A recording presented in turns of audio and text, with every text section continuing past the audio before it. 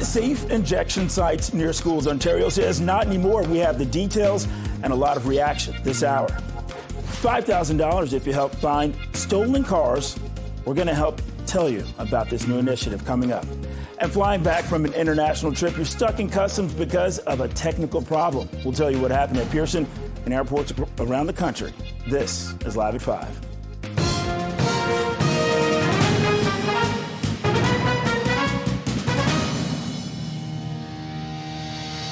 Ontario's banning consumption and treatment services sites within 200 meters of schools and child care centers, which will lead to the closure of 10 facilities. For the details and reaction to today's announcement, let's go live to CP24's Melissa Duggan outside Toronto City Hall. Melissa.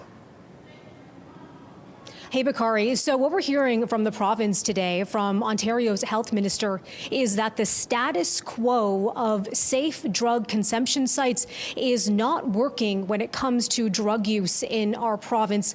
That's why the Ford government is introducing some new significant rules here in our province that's going to affect these supervised drug consumption sites that are within 200 meters of schools and of child care centers. There are 17 of these facilities across the province right now. 10 of them are going to be forced to close under these new rules, 5 of them here in Toronto. Something we're hearing from Health Minister Sylvia Jones today when she made this announcement in Ottawa is she's pointing to crime rates around these safe injection sites, saying last year 113% higher reports of assaults were made near those sites in Toronto. Here's what else we're hearing from her. I don't think there's any doubt that we cannot have consumption treatment sites be in the same neighborhoods as schools and daycares. We have similar restrictions when it comes to our cannabis shops, and we're strengthening to make sure that that 200-meter barrier is in place moving forward. Now, we are getting some significant pushback to these changes from people who work with harm reduction. One person CP24 spoke with today is Diana Chan. She's a community and crisis worker, saying these new rules are simply going to push more drug users onto the streets, putting their lives at risk. Have a listen. This is devastating news. These are life-saving services for people. We've seen in these overdose prevention sites that no one has died, but they have actually prevented 7,044 deaths. So if we close down a number of these sites, we're going to see a death toll rising out on our streets. And for people who are concerned about people using drugs, it will be much more visible out everywhere, and again, we will have extreme loss of life. We already have that. So cutting off these resources, which again are life-saving for people, will result in mass death. We do have new reaction coming in from Mayor Olivia Chow through a spokesperson saying, in part, the mayor is concerned that the closure of existing harm reduction services in Toronto will have significant consequences, such as increased overdose deaths, greater strain on first responders and emergency rooms, and more public drug consumption. Last year, there were 524 opioid toxicity deaths in Toronto. It's clear that more action is needed from all orders of government to address this crisis. Now, something else we're hearing from the province today, they've earmarked $378 million to put towards some new hubs. They're called HEART hubs. That stands for Homelessness and Addiction Recovery Treatment hubs. The idea there is to offer addiction services and other services too, like employment services, be able to offer some outreach, but nothing like the supervised drug consumption that is now being serviced at those sites across the province. Now, these new rules, by the way, Bakari, they come into effect March 31st of next year. Back to you. Okay, CP24's Melissa Duggan live at City Hall. Melissa, thank you. Well, Dr. Leslie Buckley, Chief of Addictions at CAMH, says that safe consumption sites can reverse overdoses and provide clean needles, but also provide other benefits to help people. It's a way to pull in sometimes the most vulnerable folks in our society and engage them in social supports and getting some medical supports. And maybe they wouldn't come, if there wasn't a supervised injection site. So, if you were talking ideal world, I think you'd be able to have both in the same place. There's no reason why you can't have both the harm reduction and treatment sort of in the same location. And it's now 5:05. Let's check on the commute with CP24's traffic specialist, Sajwa and Yabwa. Aj. Yeah, you know what, Bakari? Things are getting a little bit better if you're making your way out this hour. We were dealing with problems on the QBW Toronto bound. Just as you made your way through Appleby Line, crews are dealing with this collision. It had the HOV lane blocked, everything cleared. So this is why you're seeing this gap in traffic. Not much of a gap on the Gardners. You try to make your way in and head out of the downtown core. It's been quite the slow go in either direction because of the lane restrictions for long-term road work. And taking a peek at the drive on the DVP, starts to really slow approaching Bayview Bloor up to York Mills. We've been dealing with this situation off to the shoulder, creating a visual delay, so that is the reason why things are getting busier through here. Outside of camera view, still have an ongoing collision in North York on Jane, right at Weston Road. I'll send it back to you, Bakari. This CP24 traffic report is brought to you by 407 ETR. Enjoy the journey with a stress-free commute.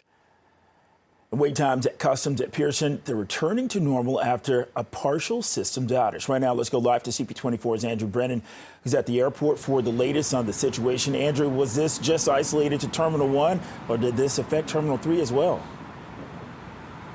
Well, Bakari, this affected every single customs e-kiosk, really, that we were seeing in Canada. I mean, the way it was described by the Border Services Agency was this was a partial outage, but it was affecting all of those e-gate kiosks for people arriving to any Canadian airport over the course of the day, getting back to normal over the last 45 minutes or so. I've been trying to, get a bit of a lay of the land, as it were, going inside. We're unable to be interviewing people inside the airport today, but going to the arrivals section and going down to the ramp where everyone comes out. Everyone that was there that didn't have Nexus or priority was telling me that it was taking a little bit longer than normal, about half an hour at most, according to people that were there. But it seemed very chaotic without the help of these electronic devices being shepherded from place to place to place.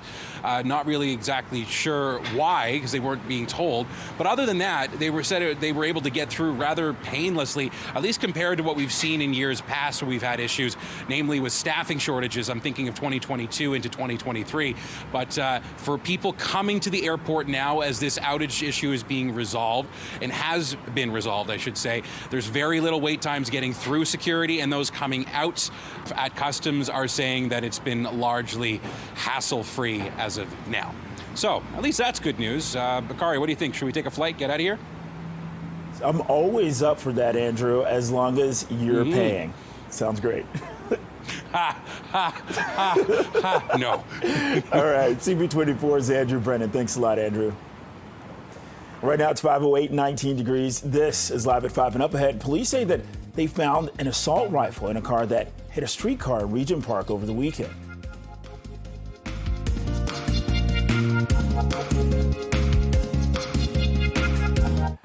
Police say that they recovered an assault rifle from a vehicle that hit a streetcar in Regent Park over the weekend. The crash took place near Gerrard and Parliament. This was Sunday afternoon. Police say a Mercedes drove away from a traffic stop, hit a streetcar, and then collided with another vehicle. 4 people then took off on foot. 3 were arrested. They're now facing charges. Investigators say that a Type 97 assault rifle was located in the Mercedes. Police are still looking for a 4th suspect who was last seen wearing a gray sweater, sweatpants, and a balaclava. Well, Peel Regional Police, they helped recover 3 stolen vehicles east of the GTA. The OPP sharing these photos of a tractor trailer that was stopped on the eastbound 401 in Coburg yesterday. So provincial police say that Peel Police requested assistance to stop the tractor trailer. 3 stolen vehicles were recovered. The 64-year-old driver from Mississauga was arrested and is facing multiple charges, including driving while under suspension. Well, Toronto Police and Crime Stoppers, they've launched a new campaign to raise public awareness about auto theft, and they're offering a bigger cash reward for tips that can help crack down on the crime. So right now, let's bring in CP24's crime analyst, Steve Ryan, for a closer look at this campaign. Okay, Steve, you have to explain this to me, just the basics of how will this work? So people are being encouraged to give Crime Stoppers a call if they suspect that there may be a stolen vehicle out front of their address, for instance. And what happens is every time a vehicle is recovered, the police are able to gather intelligence. They can establish trends, patterns, what type of cars are stolen, a location where the car is located, where it may have been stolen from, so they can alert communities as to what cars are the hot topic of the day or the flavor of the day, and they can also identify suspects. When you have a stolen vehicle, once you recover it, there's precious evidence in that car that will often help you identify who the suspects are. Steve, it seems like police are just throwing the kitchen sink at this right now because, you know, we heard about getting helicopters involved in this and other measures. Now this. Well, we heard today from the inspector from the hold-up squad. They investigate all auto thefts and carjackings, and he said that cars are now a valuable commodity. So when they are stolen, it's big business. Oftentimes, the chief said to me today, organized crime are often responsible for stealing these cars, and then they ship them offshore. So it's big money for people. What better way to have policing 24/7 in every corner, in every block, than the community themselves, watching, looking for these stolen cars, and calling the police and being rewarded if, in fact, they are right and they inform the police where a stolen vehicle is located. Okay, so how does this work? You know, if I see somebody or know somebody who's talking about stealing cars, I'll just pick up the phone, call 911 and get my check? Yeah, it's not 911. You call Crime Stoppers, and if it's successful and you are right, your intuition is right, or your information is right, and it is a stolen car, you can receive up to $5,000. So it's all eyes in the community. If you think you've seen something suspicious, you think it's a stolen car, call the police. No tip, the Crime Stoppers chair said to me today, no tip is not a good tip. Every bit of information is good, and they'll follow up on every piece of information that's provided to them. Okay, now Steve, you know the saying, you were a cop, you were working the streets, snitches get stitches. How can we assure people that they will remain anonymous? Great question. And I put that question to the chair of the Toronto Crime Stoppers today. And they've been in business for 40 years. Not once has a name been disclosed. So if you provide anonymous information, what happens is you're provided an identification number and then a bank to go to, and then you can collect your money at that point in time. Never has a name been released. And had it been released at any point in time, Crime Stoppers would lose its credibility. But what they're saying is, you give us information, your identity will be protected, and it's been that way since this has been created. Okay, CP24's crime analyst, Steve Ron. Thanks a lot, Steve. You got it. Right now, it is 5:13, 19 degrees. This is Live Driving. Coming up, York University has reached a tentative deal with the union representing its faculty ahead of the start of the fall semester. And a tentative agreement has been reached between York University and the union representing its faculty. The York University Faculty Association says that the deal will extend its collective agreement until April 30th of 2027. It includes a wage increase of 3.1% in the first year of the agreement and 2.85% in the second and third year. Well, the school and union have been in a strike or lockout position since August 2nd. The deal still needs to be ratified. Well, inflation fell to 2.5% last month as price pressures across the Canadian economy continued to dampen. So inflation was down 0.2% from June and continues a trend of being below 3% since January. So Statistics Canada says that lower prices for travel tours, passenger vehicles, and electricity have helped to drive inflation down. The Bank of Canada has been encouraged by lower numbers and cut its key interest rate at its last two decision meetings. And financial advisor Alan Small says that today's inflation reading could mean another interest rate cuts on the way. We hear the number 2.5%, and it is a good thing because a year and a half ago or so, 2 years ago, prices were going up by about 8% on an annual basis. So numbers have come down, which is what the Bank of Canada wants to see, and that's why they raised interest rates as many times as they did to slow down the economy, to bring down the inflation rate. And we've seen that. Target for the Bank of Canada is about 2%. We're just above that right now. BNN Bloomberg's Andrew Bell spoke to us about the dip in the rate of inflation.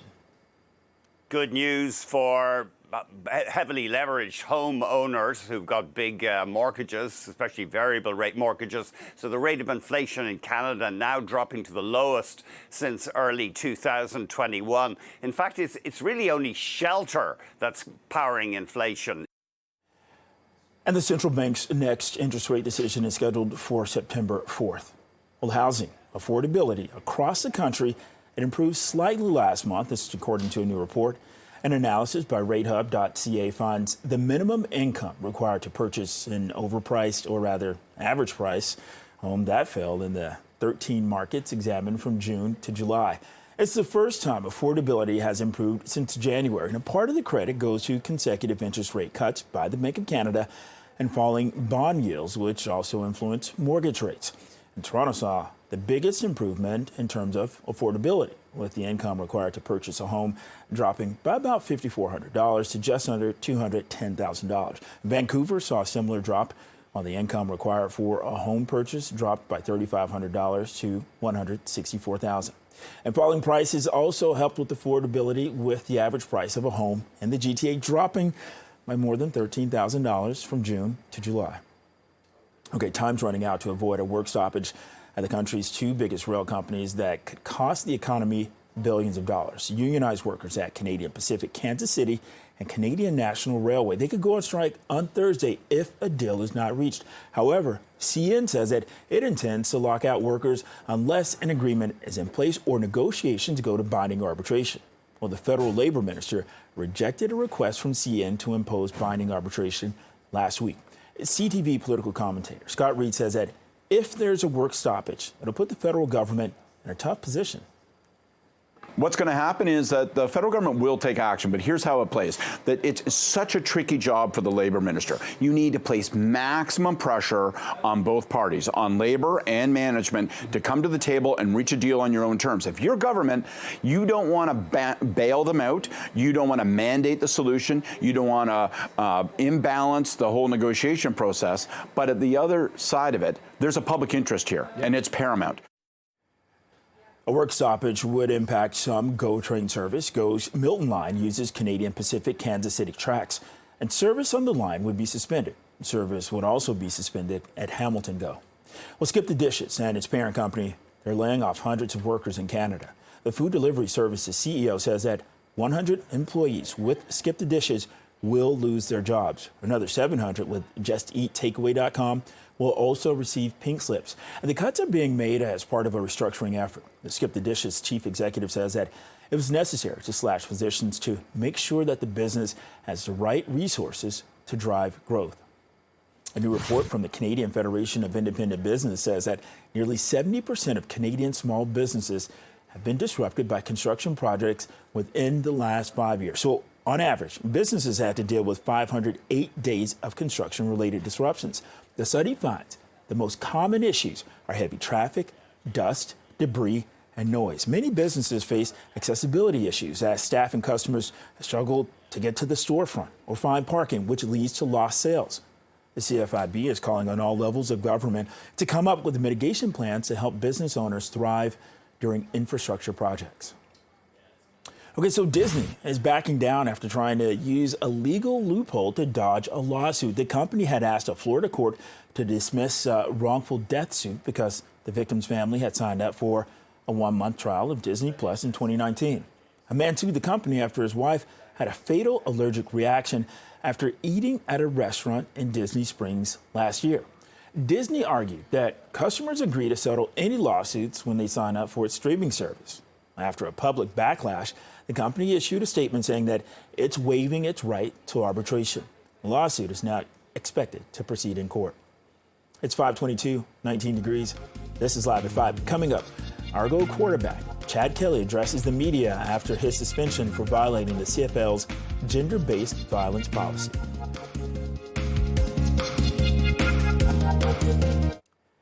Canadian Blood Services is pleading for blood donations by the Labor Day long weekend. CBS says that the current blood supply is low and demand continues to rise. The organization wants to fill 90,000 appointments. Canadian Blood Services is appealing for first-time donors to get involved in the efforts. Really, right now, we're finding only 1 in 76 people in Canada donate blood annually. That is really not as high as we need it to be. So what we're doing is we're going out and asking folks to roll up their sleeves for once this time per year because, yeah, we desperately need it moving into Labor Day weekend. Just in the GTA alone, we need 3,800 appointments filled just within kind of the downtown core and outskirts. And you can book an appointment online at blood.ca and find a donor center using your postal code. Download the Give Blood app or call 1-888-2-DONATE. Well, Argo's quarterback Chad Kelly practiced with the team today, 2 days after being reinstated by the league. So Kelly was suspended back in May for violating the CFL's gender-based violence policy. A former strength and conditioning coach filed a lawsuit against Kelly and the Argos alleging sexual harassment. It was settled through mediation in June. Well, after undergoing counseling, Kelly was cleared to return with conditions. He talked to reporters today and says that the situation has taught him a lot. I think it's just about understanding and being a better person. I'm trying to, some of the things that you hear throughout a locker room and out in the field and everything like that, it might not be correct, but if you can help the next person, that's what it's all about. And like you said about the little kids, I'm always trying to do little things for kids that look up to me. I was always one of those little kids that looked up to professional sports people as well. And I know it's going to take time. I know it's going to take a lot of effort, but, I'm here for it. I'm facing it head on, and I need to do better, and I will do better. And I know this mistake isn't going to happen again. That's why, me and the commissioner had talked, and he believed in me, and I believe in him on wanting to help me, and I'm going to help him, rebuild myself and the CFL. An Argos coach says that Kelly will start Thursday when Toronto hosts the Saskatchewan Roughriders. Well, the Blue Jays continue their series against the Cincinnati Reds tonight at Rogers Center. And Guerrero lifts a high fly ball to left, and he got every bit of it. Yesterday's series opener, Vladimir Guerrero Jr. hit his 26th homer of the season to give the Jays an early lead, but that wouldn't last. Cincinnati tied it in the fourth and then scored 4 runs in the sixth on their way to a 6-3 victory. It's the third loss in 4 games for the Jays. Jose Barrios gets to start tonight for Toronto. The Reds counter with Carson Spears. First pitch is at 7:07. It's 5:27, 19 degrees. This is Live at 5. Ontario's banning supervised drug consumption sites within 200 meters of schools and daycares. We'll have reaction coming up.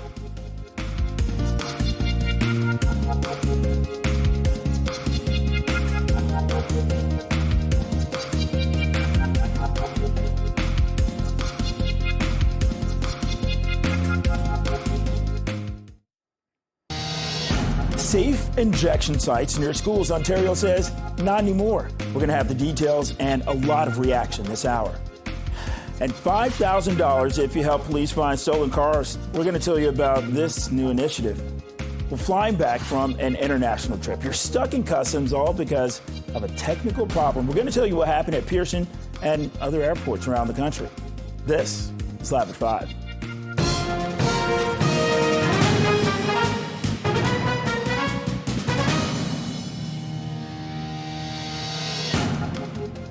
Good evening. I'm Bakari Savage. Well, wait times at customs at Pearson, they're returning to normal. This is after a partial systems outage. Right now, let's go live to CP24's Andrew Brennan, who's at the airport for the latest on the situation. Andrew, you're at Pearson, but this affected other airports, right?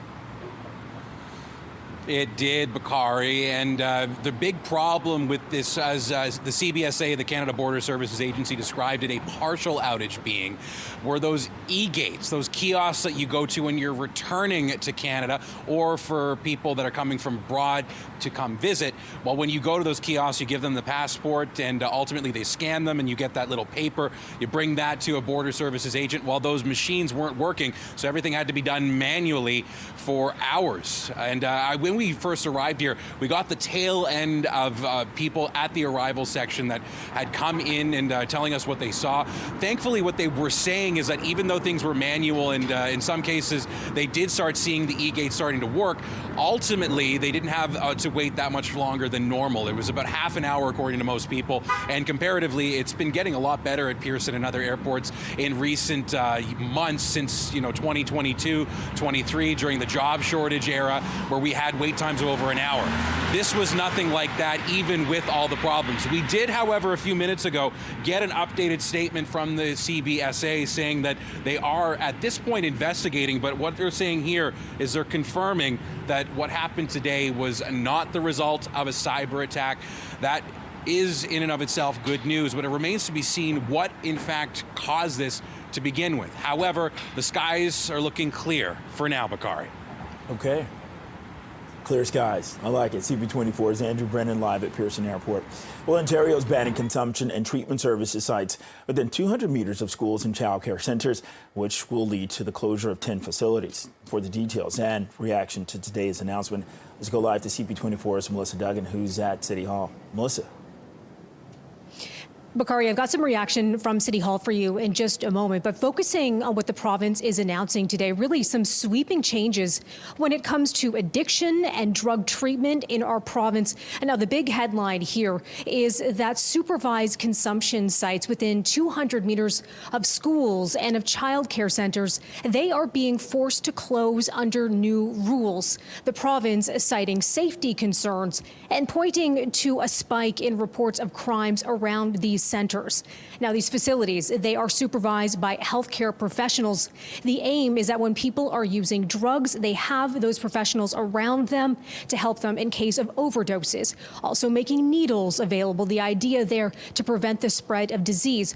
But we're hearing from the health minister today, Sylvia Jones, who's also pointing to future changes, new legislation that the Ford government is going to be introducing in the fall that really takes these measures even further.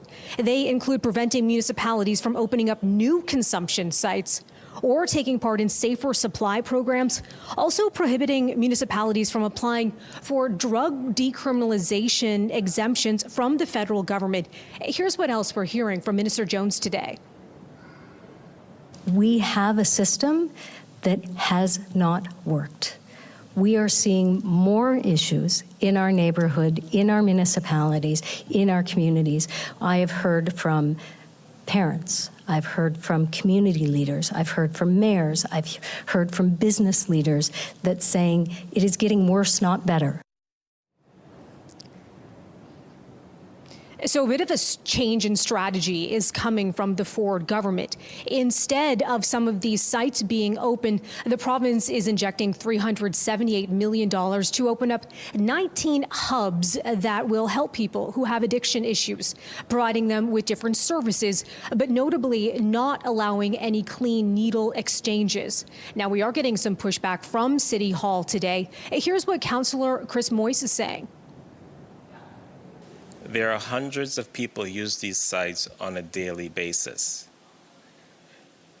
And as a result of that, we're not seeing it on the streets. We're not seeing it in our parks, in our playgrounds, in our laneways. They are indoors.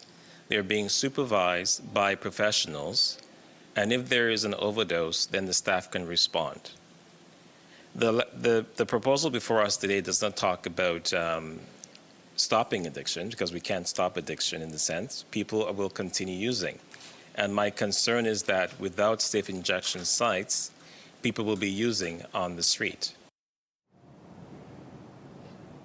I did put a question to Moyse today, asking him about, these rules coming from the province saying that these sites can't be within 200 meters of schools and of childcare centers.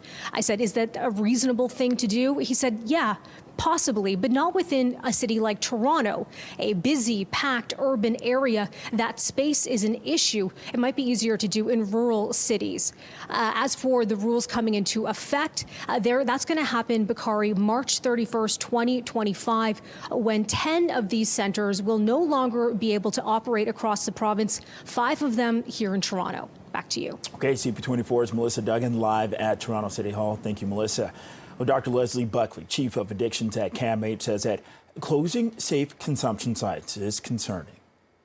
We have some lead time on these changes, and we've got to do some things during this time to make sure that the leftover sites have enough resources to manage what might be an increased load. We need to talk about prevention and naloxone kits and treatment.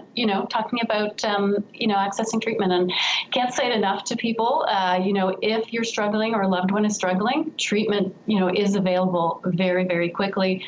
We don't push for change. We will meet you where you're at. You can just come and talk, and if you want to go further, you can go further. It's now 5:36. It's time for a check on the roads, and for that, we turn to CP24's traffic specialist, Adjoa Interior Bois. I've been keeping an eye on the cams. It doesn't look too bad. Am I wrong? A little bit wrong. We're Okay. still dealing with a very, very busy drive on all of the major routes, Bakari, and watching brand new problems on the eastbound 401. This is eastbound 401 collectors, Bakari, just through Leslie. Crews dealing with this collision. It does have the left lane blocked. At least as you're stuck in this traffic, you have Sunshine accompanying you because it's a severe backup. It does extend from well before Dixie. Then on to the Don Valley Parkway. I do have a little bit of good news. Maybe this was the break you were seeing, Bakari. Southbound on the Don Valley Parkway, south of Bayview Bloor, we were dealing with problems. It was a stall, had the right lane and shoulder blocked. It just cleared away seconds ago. And we're seeing a bit of rain. Looks like it's cleared through Vaughan, but we still have these problems on the southbound 400 exit ramp to Rutherford. A right lane blocked because of the stalled dump truck. On city streets, still watching a collision blocking lanes on the lakeshore right at British Columbia. I'll send it back to you, Bakari. Okay, thanks, Aj. And police say that they have recovered an assault rifle from a vehicle that hit a streetcar in Regent Park over the weekend. The crash took place on Girard near River. This was Sunday afternoon.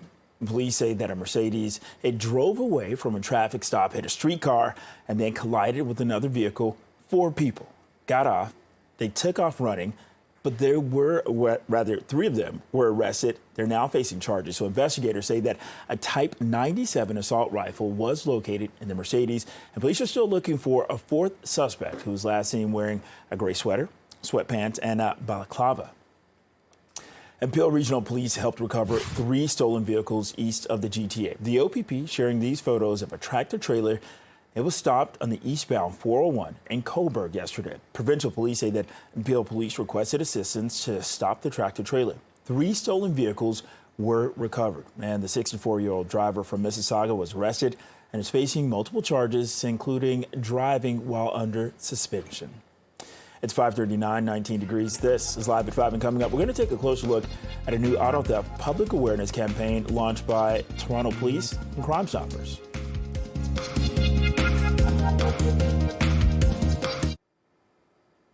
Toronto Police and Crime Stoppers have launched a new campaign to raise public awareness about auto theft, and they're offering a bigger cash reward for tips that can help crack down on the crime. Right now, let's bring in CP24's crime analyst Steve Ryan for a closer look at this campaign. Steve, as a former officer, years on the force, out on the streets, 1, has anything like this been done before? And 2, will this actually work? Well, the police are doing as much as they possibly can to combat auto theft.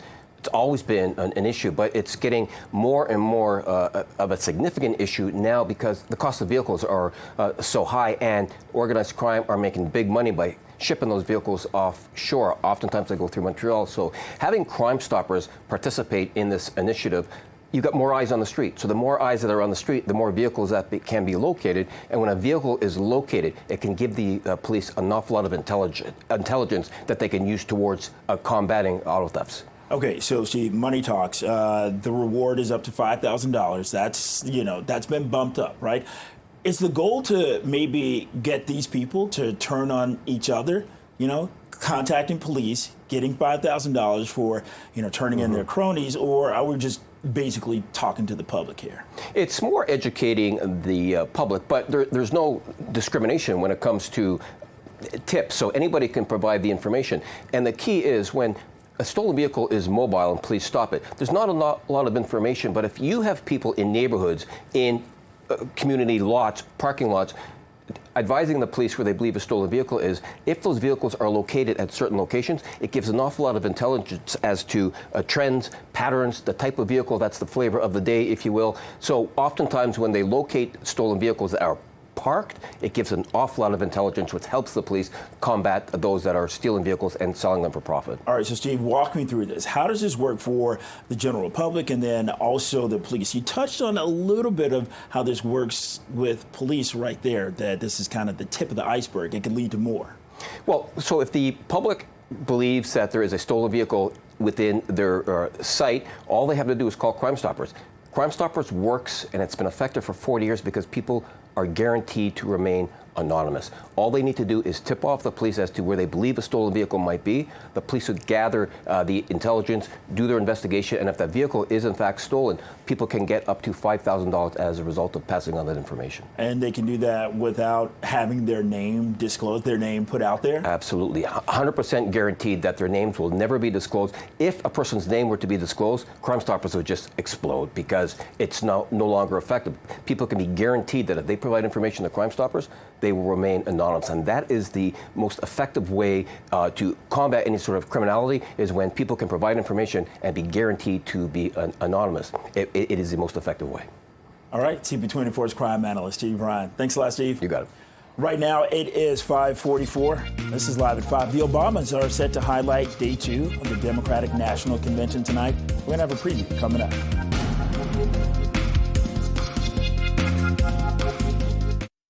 Former U.S. President Barack Obama and his wife Michelle will speak on day 2 of the Democratic National Convention in Chicago. The focus today is expected to shift to Kamala Harris and her ability to lead.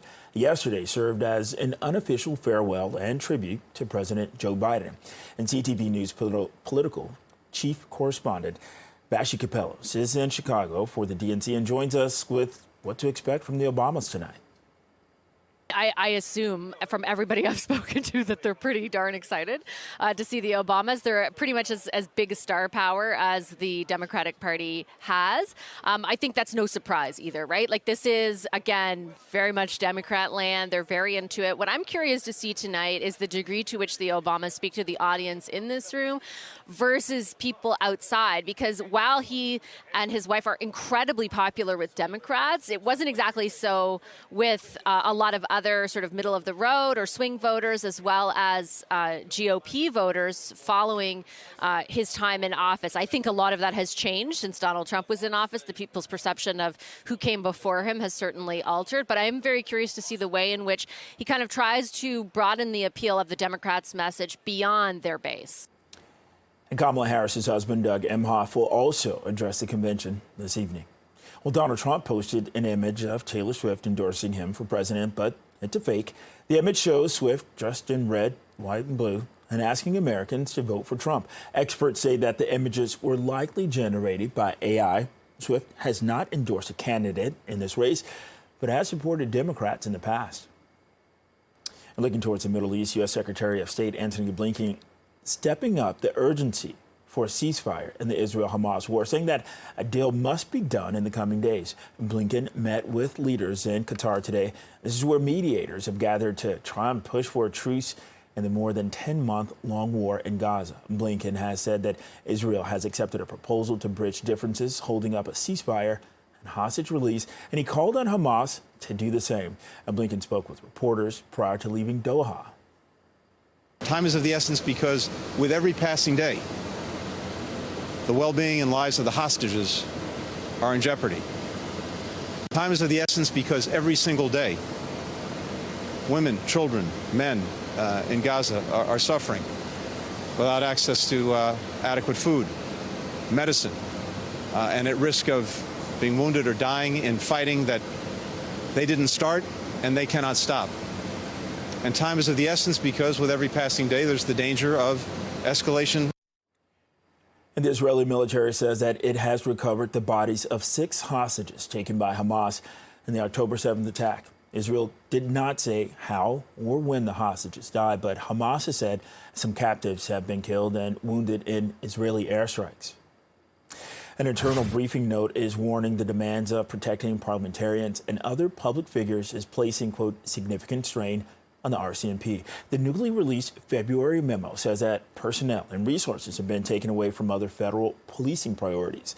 The note comes amid ongoing concerns about shielding MPs, senators, and other prominent figures from a rising tide of online vitriol and threats. It says balancing risk against strained resources requires a constant review of protective priorities. Well, the World Health Organization says that Mpox is not the new COVID, despite declaring the disease a global health emergency. A new strain of the virus has been spreading rapidly in Africa. Mpox is often mild, but can cause death in severe cases. The WHO says while the outbreak in Africa is an international concern, health authorities know how to control Mpox transmission. And rescue teams and divers, they continued their search today for 6 people believed to be trapped in the hull of a super yacht that sank off Sicily. Officials say that operation is particularly difficult because the ship is resting on the seabed at a depth of 50 meters, limiting the amount of time that divers can be underwater.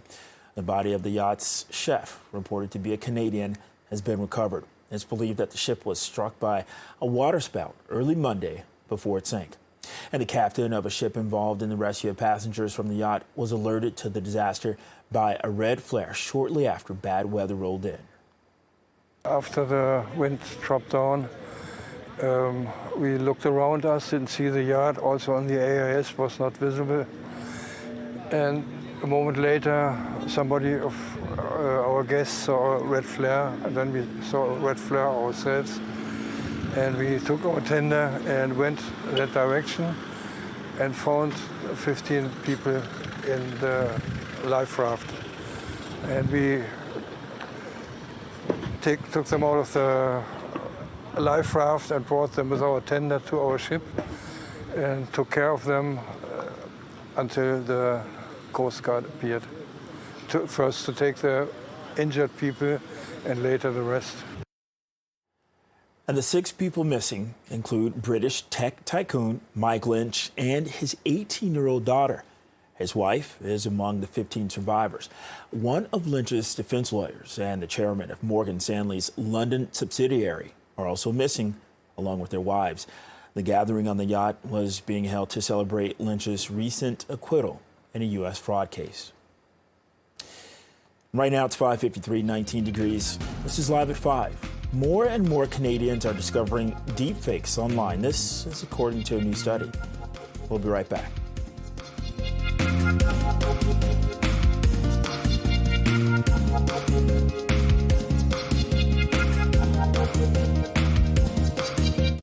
Canadian Blood Services is pleading for blood donations by the Labor Day long weekend. CBS says that the current blood supply is low and demand continues to rise. The organization wants to fill 90,000 appointments.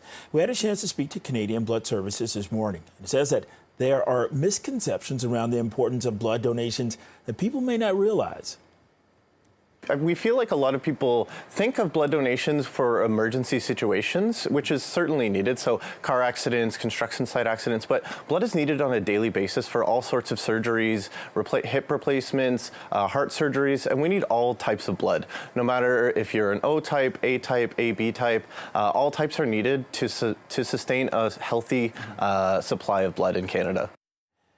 And you can book an appointment online at blood.ca and find a donor center using your postal code. You can download the Give Blood app or just call 1-888-2-DONATE. Well, Argos quarterback Chad Kelly practiced with the team today, 2 days after being reinstated by the league. And Kelly was suspended back in May for violating the CFL's gender-based violence policy. A former strength and conditioning coach filed a lawsuit against Kelly and the Argos alleging sexual harassment. It was settled through mediation in June. And after undergoing counseling, Kelly was cleared to return with conditions. He talked to reporters today and says that the situation has taught him a lot. I'm sorry for my actions. I'm sorry for what I did. I affected a lot of people, my teammates, my coaches, women, my family. I feel bad for the situation that happened. I've grown, I've learned from, not only the past couple months, but, every day I'm trying to get better, be a better person, better teammate, better male. I have to own up to my mistakes, and I know what I did wrong, and I've learned from it. I've done more than what is being asked for me because I want to get it right. I want to make sure everybody believes that, I'm never going to do something like this again. And Argos coach Ryan Dinwiddie says that Kelly will start Thursday when Toronto hosts the Saskatchewan Roughriders. A new study finds that more and more Canadians are discovering deepfakes online, with some even encountering them often. Well, deepfakes are digitally manipulated images or videos depicting fake scenes of celebrities or politicians. According to data from Toronto Metropolitan University, 60% of Canadians are reporting that they have seen deepfakes on the internet. Roughly 23% of those surveyed say they see them at least a few times a week. Well, the first of 4 supermoons this year will light up the sky for another night. The super blue moon is a combination of 2 lunar phenomena. That happens only once every 10 years. It'll appear about 30% brighter and 15% larger than it does at its farthest point. It won't be as large as it was last night, but it'll still be a sight to be seen. Right now it's 5:59, 19 degrees. This is Toronto's breaking news, CP24. Thank you for watching. CTV News at 6 is next.